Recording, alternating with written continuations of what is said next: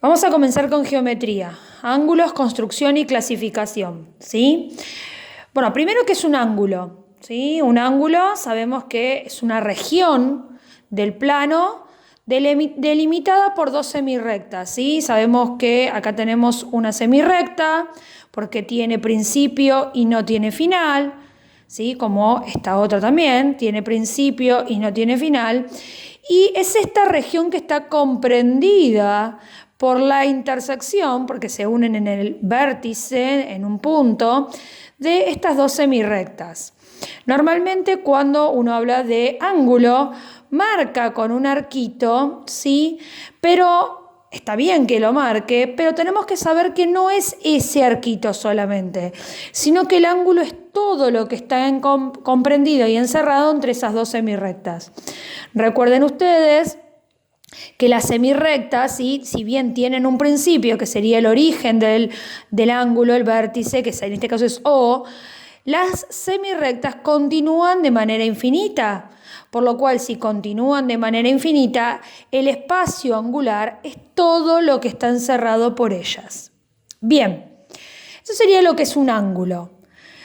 ¿Cómo los clasifico? Si bien tenemos una clasificación general que es de cóncavos y convexos, es decir, un ángulo cóncavo es un ángulo que mide entre 180 y 360.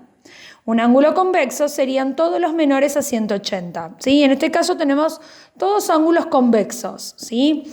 Los ángulos agudos, que son todos aquellos menores a 90 grados, ¿sí?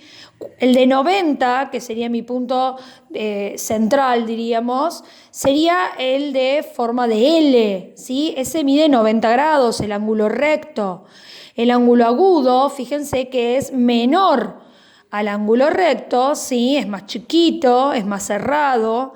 El ángulo obtuso, que es mayor al ángulo recto, y el ángulo llano, que es la recta, ¿sí?, que si bien marcamos, ¿sí?, el vértice, es una recta que no tiene ni principio ni final, ¿sí?, es una línea horizontal. ¿Cómo voy a construir yo un ángulo? Con el transportador, ¿sí? El transportador en el punto central, ¿sí? En algunos aparece el 0, en otros no, por ejemplo en este no, tiene una marquita. Esa marquita me marca a mí dónde tengo que ubicarme en el origen. Es decir, esta marquita tiene que coincidir con el origen o vértice del ángulo. Y el 0, 180, tiene que quedar coincidente, es decir, sobre la semirrecta base, es decir, la primer semirrecta que yo construyo. En función de eso voy a contar los 30 grados, lo voy a marcar y ahí voy a construir el ángulo. Aclaración muy importante. Fíjense que yo tengo dos valores angulares. El que tengo que utilizar es el que va desde 0 a 180, es decir, en el sentido antihorario, contra las agujas del reloj. ¿Sí? Bueno, perfecto. Sigamos con las propiedades. Vimos tres propiedades: los ángulos complementarios, los ángulos suplementarios y los ángulos opuestos por el vértice. Los ángulos complementarios son aquellos cuya suma es 90 grados. Aquellos ángulos que suman 90 grados, por lo cual, ¿sí?, puede estar de esta manera o puede estar de esta manera, porque en ambos casos, ¿sí?, suman 90 grados. Fíjense, este ángulo mide 30, este ángulo mide 60. Son construcciones representativas, ¿sí?, no están medidos a escala. Por lo cual, 30 más 60, 90. Este ángulo mide 30 y este ángulo mide 60. 30 más 60, 90. ¿Cuál es el error común? Que cuando se dé así son complementarios y cuando se dé así no son complementarios. Porque no se entiende el concepto. El concepto es que dos ángulos sumados dan 90 grados. Pueden tener una semirrecta en común o no.